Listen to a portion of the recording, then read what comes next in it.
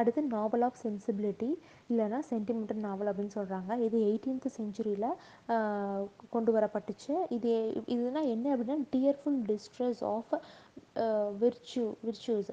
சில டியர்ஃபுல் டிஸ்ட்ரெஸ் இருப்பாங்க, ரொம்ப ஸ்ட்ரெஸ் ஆகிருப்பாங்க, அவங்களுக்கு வந்து அழுவாங்க இல்லையா. ஸோ ரொம்ப சென்சிபிளான ஒரு எமோஷன், அதைத்தான் வந்து டியர்ஃபுல் டிஸ்ட்ரெஸ் ஆஃப் த விர்ச்சூஸ் அப்படிங்கிறாங்க. சில பேர் வந்து சாரோவாக உட்காந்துருக்கலாம், சேடாக இருக்கலாம், அப்போது அழுக வரும். சில பேர் வந்து friend are at those of their friends, அவங்க ஃப்ரெண்டுனால ஏதோ ஒரு விஷயம் நடந்திருக்கலாம், அப்போது வந்து சாரஃபுல் ஆகும். இல்லை representative in addition sensitive of beauty, ஏதாவது ஒரு பியூட்டியை பற்றி ஏதாவது சென்சிட்டிவாக சொல்லியிருந்திருக்கலாம். இல்லை நேச்சர் ஃபினாமினா, அவங்களுடைய நேச்சராகவே அந்த மாதிரியே இருந்திருக்கலாம். ஸோ இந்த மாதிரி ஒரு தனக்குள்ளேயே அதை எக்ஸ்ப்ரெஸ் ஆகக்கூடிய ஒன்று தான் அந்த டியர்ஸ் அப்படிங்கிறது. அந்த டியர்ஸால் தான் இது வந்து ஒரு சென்சிபிலிட்டி அப்படிங்கிறாங்க. சென்சிபிலிட்டியாக சொல்லப்படக்கூடிய ஒரு நாவல் தான் சென்சிபிலிட்டி நாவல். இது சாம்யூல் ரிச்சர்ட்சன் அப்படிங்கிற ஒரு சொல்லியிருக்காரு.